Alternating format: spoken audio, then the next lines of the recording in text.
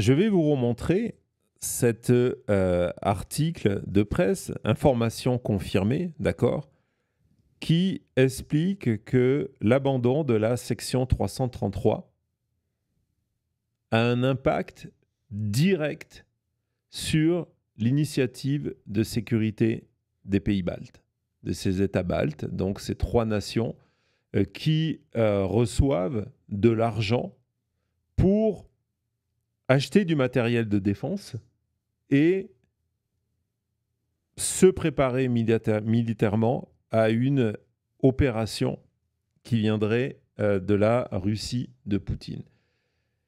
Gardez cette information en tête parce qu'elle a encore plus de sens lorsque l'on va parler tout de suite d'un des enjeux qui est considéré comme le talon d'Achille de l'OTAN, qui est le corridor Zouwalski. Donc j'imagine que certains d'entre vous en ont déjà entendu parler. Ce corridor Zouwalski, c'est le seul lien terrestre entre les pays baltes et l'OTAN. C'est le seul lien. Et c'est entre deux zones avec des présences militaires russes qui sont donc la Bélarussie et Kaliningrad. Donc vous voyez la carte, et on est à la frontière polonaise. L'enjeu, c'est de dire que si le corridor Zouwalski tombe, ces pays baltes, l'Estonie, la Latvie et Lituanie, seront donc isolés face à une menace militaire de Vladimir Poutine.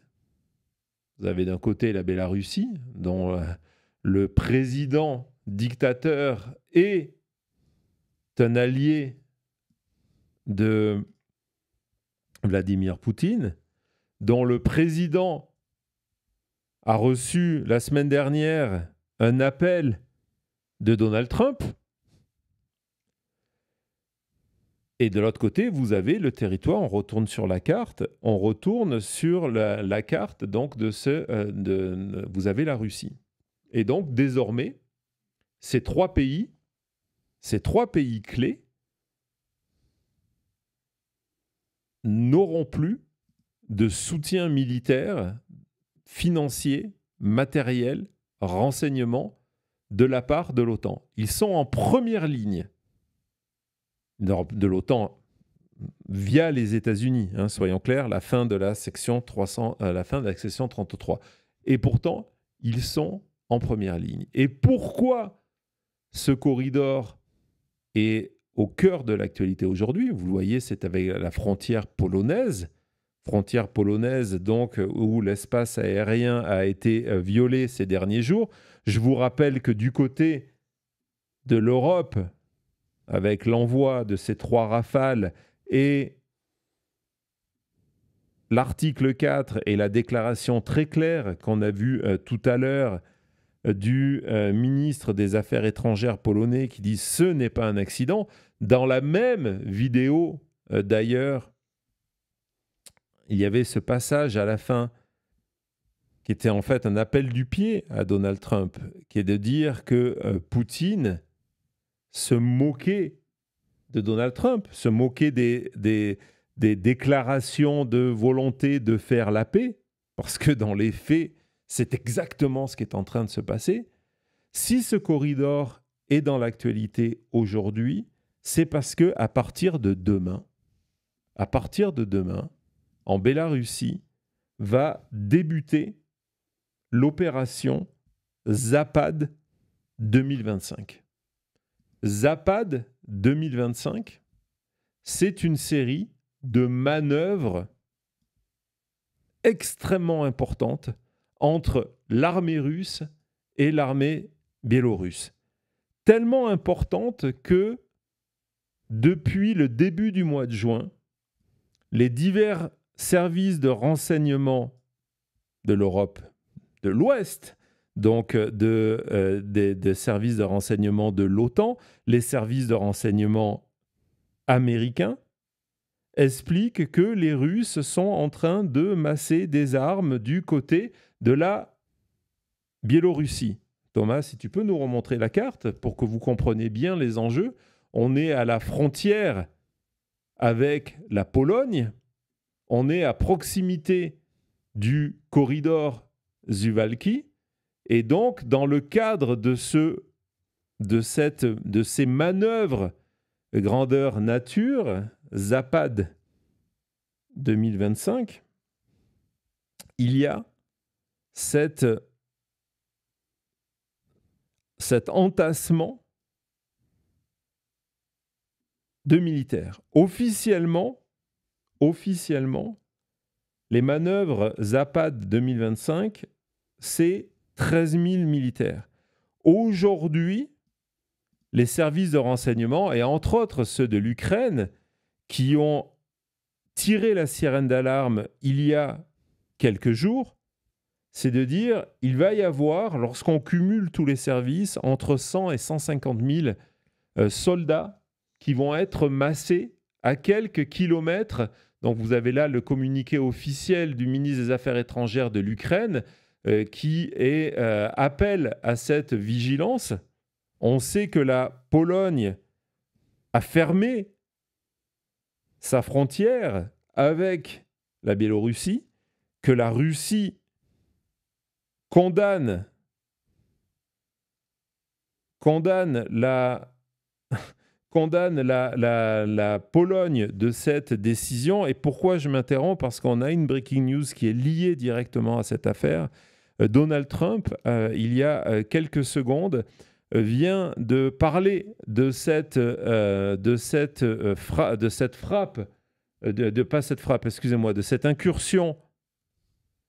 incursion sur le territoire, sur l'espace aérien polonais, en donnant le bénéfice du doute à Vladimir Poutine et en expliquant que tout ça could have been a mistake, que c'était peut-être une erreur.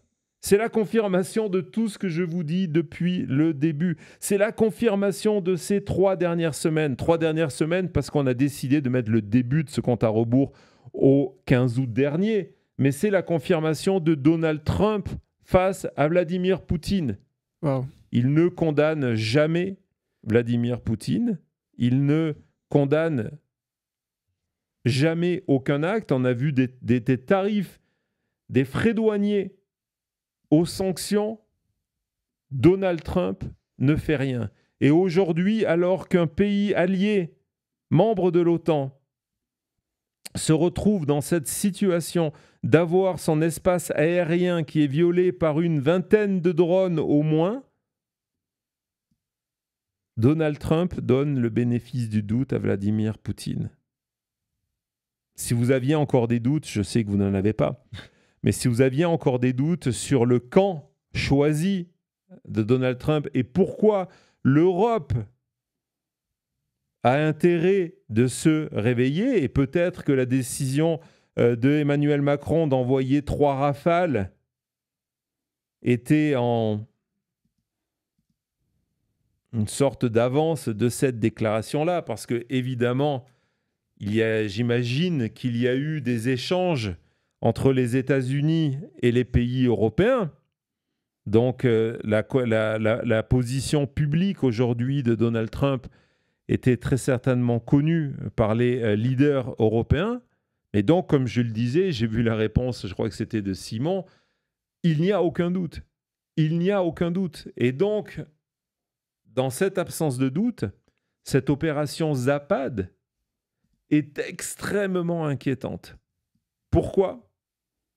Parce qu'en 2021, les manœuvres Zapad, il y a eu les manœuvres Zapad en 2021, elles ont servi en fait, donc ce sont les photos officielles communiquées par les services de l'armée russe, les photos que je vous montre, 2021-2022, les exercices Zapad, et c'est pour ça que l'Ukraine, il y a quelques semaines, a vraiment mis la pression sur les pays européens en leur disant attention, nous avons des informations concrètes qui démontrent que depuis le mois de juin, Poutine envoie du matériel et des hommes pour ces manœuvres-là. On n'en est plus à 13 000, on craint qu'il y en ait 100 000. Et qu'est-ce qui s'est passé? Justement, lors de ces dernières manœuvres, c'est que la Russie a utilisé l'excuse de ces manœuvres-là, en 2022, pour masser les troupes qui ont été utilisées pour envahir l'Ukraine. Hein, les manœuvres étaient une excuse, un mensonge pour déplacer des troupes, plus de 200 000 à ce moment-là, pour les avoir à proximité, lorsqu'on retourne sur la carte du corridor, avec l'Ukraine, qui est juste au sud de la Pologne. Ça a été utilisé comme excuse pour, après, avoir à portée de frontière les troupes militaires suffisantes. Et donc, Zapad, sur le terrain, c'est prévu du 12 au 16. Et ce qui vient de se passer, vous êtes obligé de le mettre dans ce contexte-là.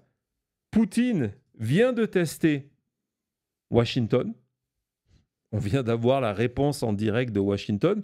Hein, on n'a pas participé à la réponse contre l'incursion. Et puis là, maintenant, on préfère donner le bénéfice du doute à Vladimir Poutine. Peut-être c'est une erreur. Lorsqu'on revoit le nombre, hein, Thomas, si tu peux nous remontrer cette carte de début d'émission, le nombre et l'itinéraire de ces drones, Donald Trump est en train de nous dire que tout ça, peut-être, c'est une erreur et qu'il faut faire confiance, ou en tout cas, il faut donner le bénéfice du doute à Vladimir Poutine et continuer sans sanction, sans conséquence. Je vous rappelle que dimanche, il y a eu plus de 800 missiles et drones qui ont été tirés sur l'Ukraine. Donald Trump n'a rien condamné. Donald Trump n'a rien dit. Et donc voilà. Donc, je voulais aujourd'hui, dans cette émission, vous montrer deux parcours complètement différents. Le parcours d'un dictateur qui a une vision expansionniste pour des raisons historiques de son pays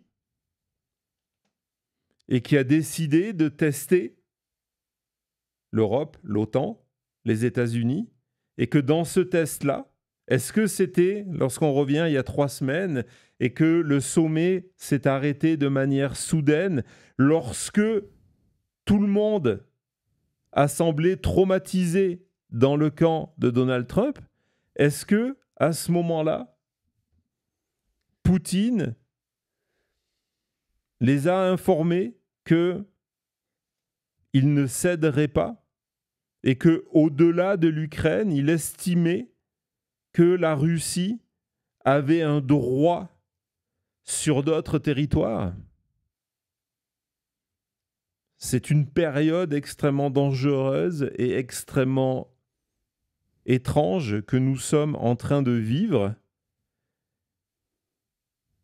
Et c'est pour ça que on a décidé de vous donner toutes ces informations-là pour vous laisser seul juge des événements des prochains jours. C'était la chute.